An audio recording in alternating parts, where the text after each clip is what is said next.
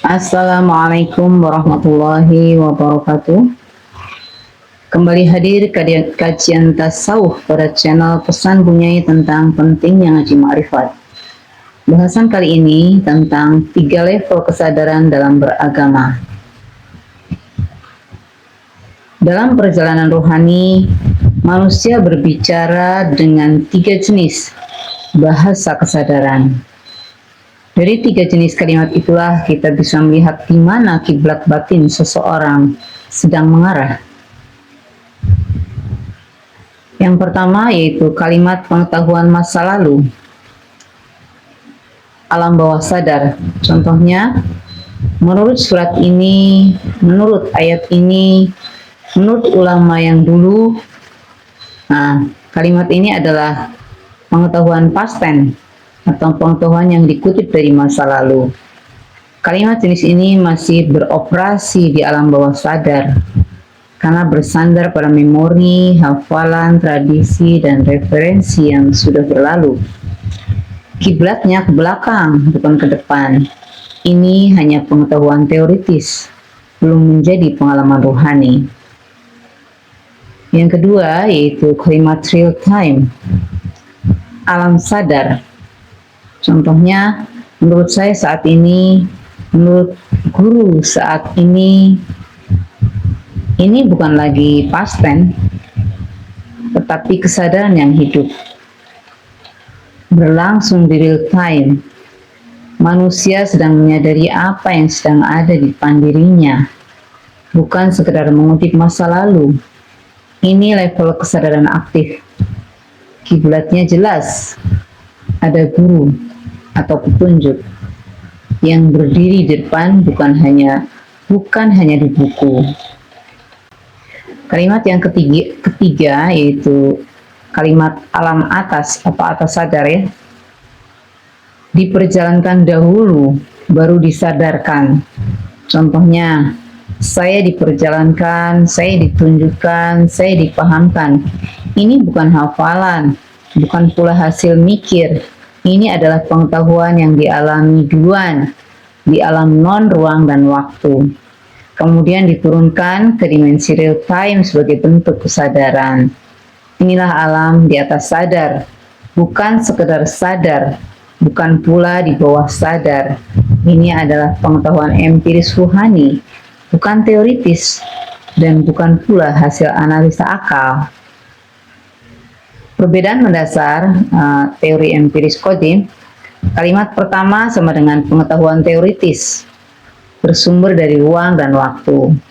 Untuk kalimat kedua yaitu pengetahuan real time, di mana ruhani sedang melihat kiblatnya. Kemudian kalimat yang ketiga yaitu pengetahuan Qadim, yang turun dari atas ke bawah atau top down. Ini adalah pengetahuan yang bahkan pelakunya pun tidak tahu dari mana ia datang, karena sumbernya berada di luar ruang dan waktu. Praktek empiris Qadim bukan praktek baharu. Praktek syariat atau amalan baharu masih berlaku di ruang dan waktu. Sebab akibat, logika akal. Tetapi kalau praktek empiris Qadim tidak terikat masa lalu atau masa depan, tidak tunduk pada ruang dan waktu. Bahkan yang mengalami pun tak mengerti dari mana sumbernya, karena ia datang dari dimensi yang tidak disebut masa depan, bukan pula masa lalu, melainkan dimensi di balik ruang dan waktu. Inilah makna wal awal wal akhir, wal dhahir wal batin, dan ringnya berada di antara, sedangkan mutlak berada di balik semuanya.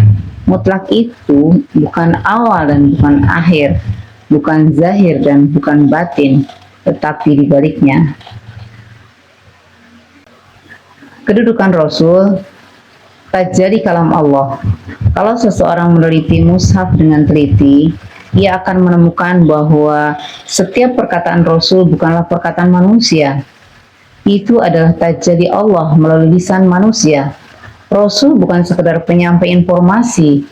Rasul adalah corong tajalli, tempat kalam Allah turun dari dimensi atas ke dimensi ruang dan waktu. Karena itu Wahyu selalu memakai redaksi, diturunkan.